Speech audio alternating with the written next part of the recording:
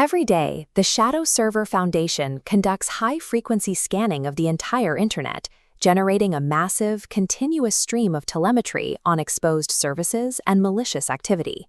This global sweep produces over 141 distinct network report types, distributed daily to vetted computer security incident response teams and network owners.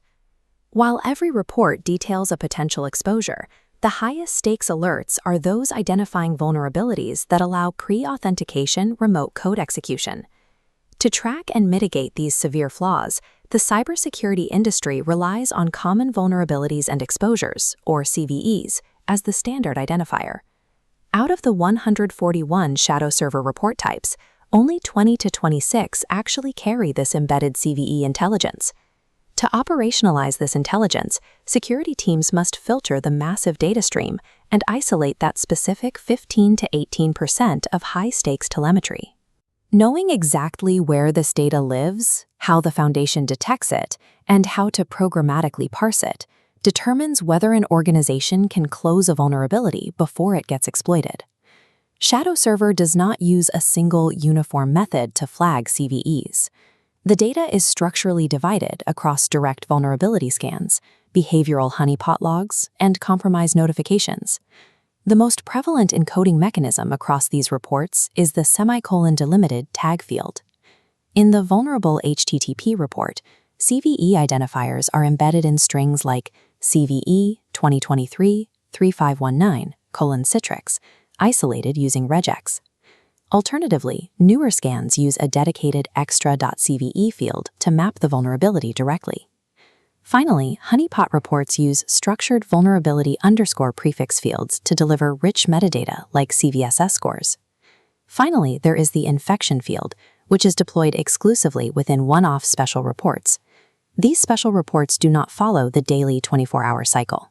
They are targeted datasets focused on massive single CVE disruption events, like the Log4j or Microsoft Exchange server takedowns. These releases are highly time-sensitive and are frequently coordinated with major global law enforcement actions to notify victims of active compromises.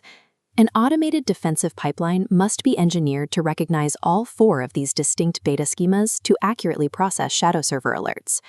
Beyond the data schema, analysts must understand how Shadowserver found the vulnerability, because the detection vector dictates the exact remediation protocol.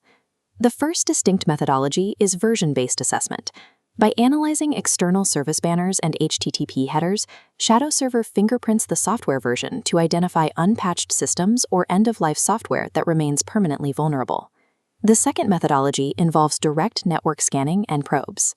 Here, the Foundation sends specific handshake equivalents or protocol-specific requests to see if a system responds in a manner characteristic of a known flaw. A positive probe response confirms an exposure, requiring immediate mitigation. The third methodology, behavioral honeypot monitoring, captures real-time exploitation. When a threat actor targets a decoy sensor with a payload, it proves the exploit is active, logging it as a known exploited vulnerability. Parsing these detection vectors instantly tells an analyst via email is an obsolete approach for a modern security operations center. The sheer volume of daily internet telemetry requires machine-speed automation to process the data and prevent analyst burnout. The foundational architectural requirement for handling this intelligence is programmatic ingestion via the Shadowserver API. Teams often deploy parsing tools like the open-source Intel MQ framework, utilizing functions like extract CVE from tag to structure the raw identifiers. This newly structured CVE data is routed through a severity filter, dropping low-priority noise, before populating a SIM or SOAR platform. Organizations with large, stable networks can further refine this feed by enabling Delta mode, a configuration that only reports state changes to drastically reduce alert fatigue. The accuracy of this entire system relies on strict subscription hygiene, requiring organizations to map every single ASN and CIDR block to Shadowserver to ensure zero blind spots.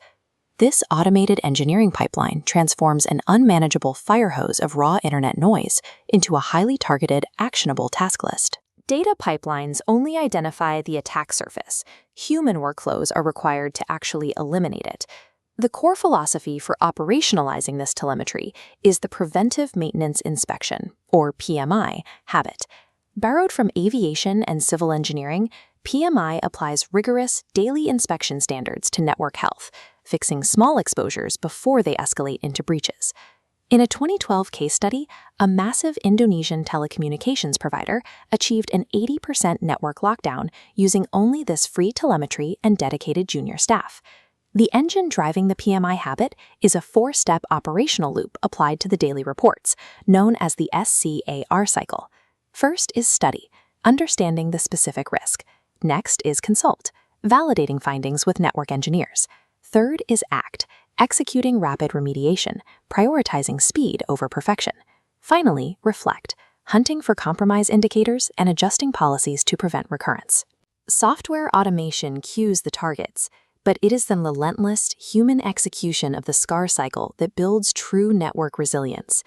Shadowserver provides a wide-angle, outside-in view of an organization's actual risk profile, identifying the 15 to 18% of reports carrying explicit CVE data allows a security operations center to prioritize the vulnerabilities most likely to facilitate remote code execution. This effort scales beyond the enterprise. It supports a broader mandate of cyber civil defense.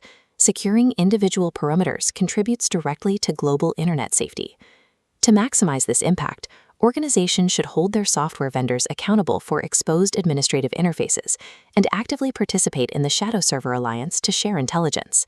By integrating data parsing schemas and institutionalizing the SCAR rhythm, organizations replace sporadic responses with a consistent daily cycle of attack surface reduction.